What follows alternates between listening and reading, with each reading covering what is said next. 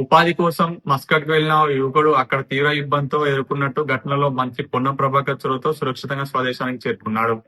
సిద్దిపేట జిల్లా హుస్నాబాద్ మండలం గ్రామానికి చెందిన ఉప్పల శంకర్ ను నిర్మాణ సంస్థలు ఉద్యోగం ఇప్పిస్తామని చెప్పి మస్కట్ కు పంపించారు. అయితే అక్కడ వాగ్వాదంలో చేసిన ఉద్యోగం కాకుండా ఇతర పనిలో చేర్పించడంతో పాటు సరైన వసతి, ఆహారం లేక ఇబ్బందులు ఎదుర్కొన్నారు. విషయం మంత్రి పొన్నం ప్రభాకర్ దృష్టికి చేరడంతో ఆయన భారత రాయబార కార్యాలయ అధికారులతో స్వయంగా చేసి శంకర్ ను స్వదేశానికి రప్పించేలా చర్యలు చేపట్టారు.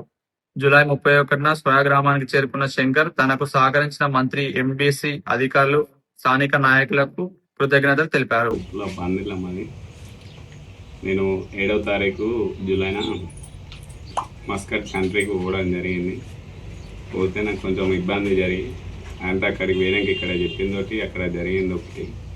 ఫుడ్కు అకామిడేషను అన్నీ బాగుంటాయి, పెద్ద కంపెనీ అని చెప్పి నన్ను అక్కడికి తీసుకెళ్ళారు. అక్కడ పోయిన ఇక్కడ పంపించే ఏజెంట్ల ద్వారా ఇబ్బంది జరిగింది. అక్కడ పోయిన తర్వాత ఫుడ్ అకామిడేషన్ ఏం లేదు, ఇబ్బంది జరిగింది. అక్కడ రూము, ఫుడ్ అంత ఇబ్బంది ఉన్నాయి. మన తెలుగు వాళ్ళు ఎవరు లేరు, బాగా ఇబ్బంది ఉంటే మస్కట్ నుంచి ఉండాలని అంటే నా పాస్పోర్ట్ తీసుకున్నాడు. పాస్పోర్ట్ తీసుకున్నాక అప్పుడు అన్న విన్నరాదన్న ఆయనకు ఫోన్ చేయడం జరిగింది, మంత్రి గారికి చెప్పమని. అన్న మంత్రి గారితో మాట్లాడతాను, నైట్ 12కి ఒకటికి ఫోన్ చేసినాను. ఫోన్ చేస్తే అన్న మంత్రి గారు సార్తో మాట్లాడి పొన్నం ప్రభు గారు సార్తో నన్ను ఎట్లయినా ఇండియాకి రప్పియరని అడగడం జరిగింది. జరుగుతా అన్న మాట్లాడతా అని చెప్పిండు, మాట్లాడిండు. ఇక సారే నన్ను ఎన్ఆర్ఐ డిపార్ట్మెంట్తో మాట్లాడి ఇక్కడికి రప్పించడం జరిగింది. ఈ 25 డేస్ ఉన్నాక ఇక్కడికి ఆయనతో వాళ్ళు నన్ను తీసుకురావడం జరిగింది. తీసుకొచ్చినందుకు పొన్నం ప్రభాకర్ సార్కు ధన్యవాదాలు. ఈరోజు హుస్నాబాద్ మండలంలోని పందిళ్ళ గ్రామానికి చెందిన నిరుపేద కుటుంబ సభ్యుడైనటువంటి శంకర్ వృత్తిరీత్యా ఒడ్డెర పని చేసుకుంటూ మరి ట్రాక్టర్ నడుపుతూ, హార్వెస్టర్ నడుపుతూ జీవనం కొనసాగిస్తున్నాడు. మరి డబ్బు సంపాదించి పిల్లలను ఉన్నత స్థితిలో చదివించాలనే ఆలోచనతోనే మరి బయటి దేశాలు వెళ్ళాలని ఒక ఆలోచన చేయడం జరిగింది.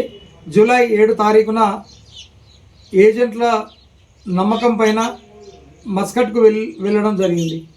వెళ్ళిన తర్వాత ఇక్కడ ఏదైతే వాళ్ళు చెప్పడం జరిగిందో, జైత్యాలకు సంబంధించినటువంటి ఏజెంట్లు వాళ్ళు డబ్బులకు ఆశపడి మరి మోసం చేయడం జరిగింది.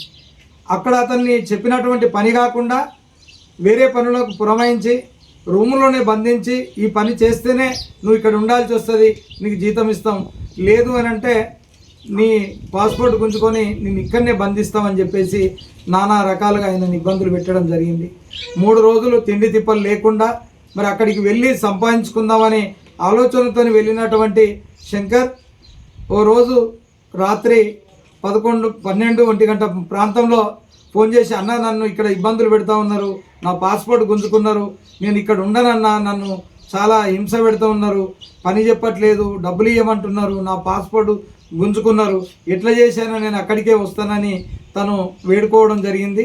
వెంటనే దీన్ని మంత్రి గారి దృష్టికి తీసుకెళ్తానని ఆ రాత్రి మేము చెప్పడం జరిగింది. తెల్లవారి క్యాంప్ ఆఫీస్కి వెళ్ళి ఓఎస్డీ గారితో మాట్లాడి మంత్రి గారి దృష్టికి ఇతని డీటెయిల్స్ అన్నీ, పాస్పోర్ట్, వీసా, తన ఐడెంటిటీ కార్డు అవన్నీ కూడా మంత్రి గారికి పోస్ట్ చేయడం జరిగింది.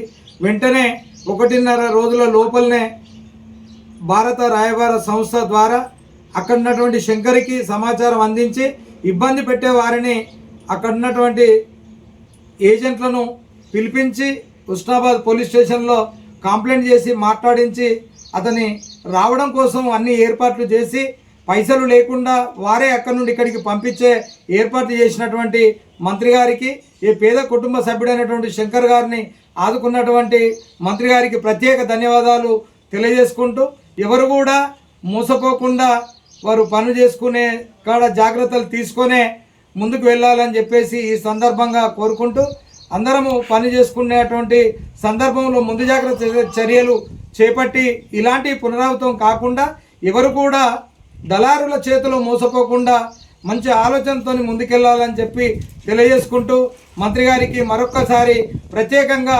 కృతజ్ఞతలు తెలియజేసుకుంటా ఉన్నాం.